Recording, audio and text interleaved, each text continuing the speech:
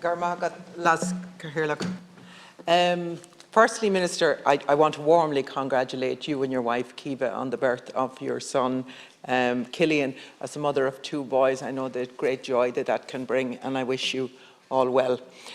Minister, on student accommodation, the student accommodation emergency is now at crisis point, and I'm being contacted by students and families with real life stories of travelling up to 7 hours a day to attend college because they cannot afford accommodation to study the place, to live near the place that they study. Students are couch surfing, staying in hotels and in overcrowded accommodation. That is the reality, Minister, but it's not normal. It's not normal in 2021. So my question is, what specific measures have you and your government taken to address this crisis?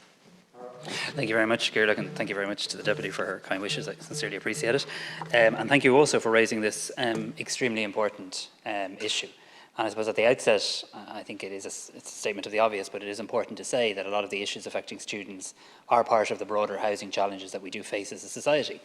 And these are challenges that the government is really committed to resolving. And my colleague, Minister O'Brien, is leading on our behalf with our new Housing for All strategy. But it's a strategy that involves all government departments stepping up to the plate and doing everything we possibly can to increase housing supply. I would make the point, we have taken a number of actions working with students and indeed working with you and working with this House in terms of proposals that have come forward in terms of trying to improve the situation. So, for example, indeed you would have supported legislation and I think you would have introduced legislation to ask us to change the rules around deposits for students, where students were being asked to pay, in my view, ridiculous levels of upfront deposits. We changed the law on that together as an Oireachtas, and those changes have come in. The second thing we were asked to do was change the notice periods. So students would only have to give 28 days notice if they had to give up accommodation for whatever reason, and we did that together as well. The third thing we were asked to do was change the borrowing frameworks to make sure that institutes of technology and indeed technological universities, colleges in your own region like GMIT and others could actually start to access finance for the first time to borrow, and we've made that change in Housing for All, and perhaps we can get into that in more detail shortly. We've also increased the Student Assistance Fund, which can be used for students to meet bills that they can't otherwise afford, including rent, and we put a record amount of funding into that Student Assistance Fund. We introduced a circular, indeed to be specific, Minister Darragh O'Brien introduced a circular in relation to making sure that student accommodation is used for just that purpose, student accommodation, and I'm sure you and I can both agree that the snide, flippant and sarcastic comments of a senior official in recent days really showed a lack of understanding of the seriousness of that situation, and our circular is very clear in what we want to do and expect to do in relation to that. Changes we made in the budget in relation to the non-adjacent grant yesterday will also help students. Many students see perhaps an increase of their grant to up to €2,000 as a result of the distance rules, but there's more that we want to do, more that we're doing, and I'll get back into that in the supplementary. Thank you, Minister. I think Owen Keegan's comments was more than a lack of understanding. I think it was absolute contempt for the students and for the situation that they are in. And I hope that you will join with me in asking for his resignation.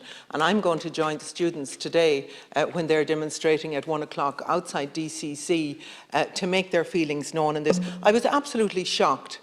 And in all honesty, when Sean in my office contacted me about it, I said, oh, you can't retweet that or you can't relay that. That has to be wrong. Nobody in that position could say such a thing, could think such a thing.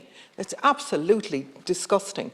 Now, I have a copy of a letter from the Department on Housing to all local authorities and county councils, and it really just says there's a critical need for student accommodation, which obviously is true, and that local authorities and on board Planola must be satisfied that there are good reasons for the transfer of student accommodation to tourists. This is an extremely weak response, particularly as it's a circular. This was sent around 2016.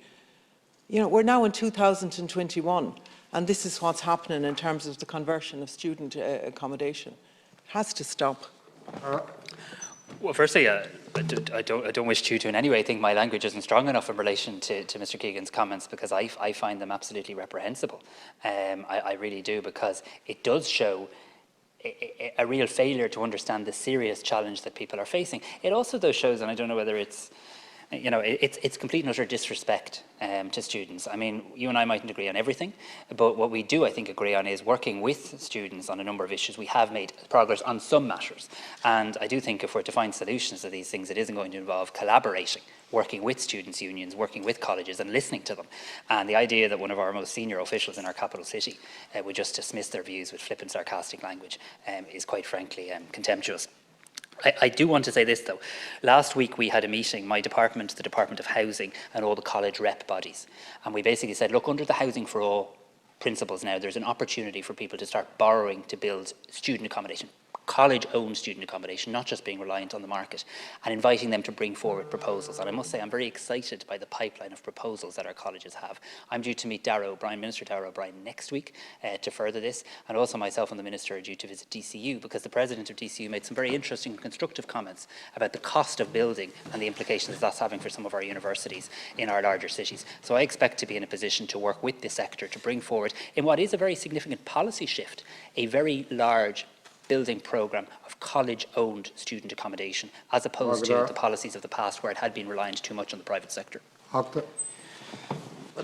Minister, we are in the middle of an emergency and a crisis, and I appreciate all those things that you say would be done, but we had a chance to stop this, the conversion of student accommodation in 2016, and the government didn't do that. And I think they need to have a bit of humility and hold up their hands and say, we didn't act. We could have seen this coming. We knew we were going to be in this situation this year.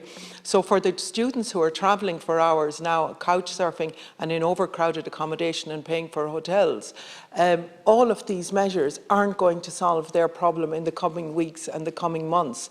And I think we need to sit down and send out a very strong message there to those that are converting the student accommodation, to make more student accommodation available and to use it for the purpose that it was meant for, and to do everything we possibly can to ensure that these students are safely accommodated, because without the accommodation they cannot access third level education.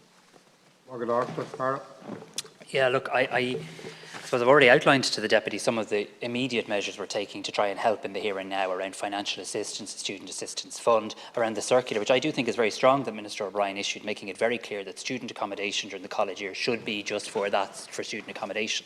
I do also think we need to look at how we can get back to promoting the initiative where people can avail of renting a room, and indeed there's some income tax-free that people can benefit from that. I think there probably was an impact from COVID in relation to that didn't help the situation this year as well. But you know, I have a whole folder here, and I can give you a load of statistics about how the supply has increased, about how there's more purpose-built student accommodation now than ever before. I'm not going to waste the House's time in reading that out because it misses the point. It suggests that I think everything is okay, and I certainly do not. It's my position and the position of government that we need a significant policy shift when it comes to college accommodation, student accommodation, and that's what I'm going to deliver. That's what I'm going to deliver with Minister Darragh O'Brien and with the technological universities, the institutes of technology and the universities in the coming weeks and months. I accept there's lead-in times to all of these things, but it's still the right thing to do. I can't just engage in the short-termism. I need to look at how we can get college-owned student accommodation built, not just in our capital cities, but also in the regions, and with a particular focus on the new technological universities.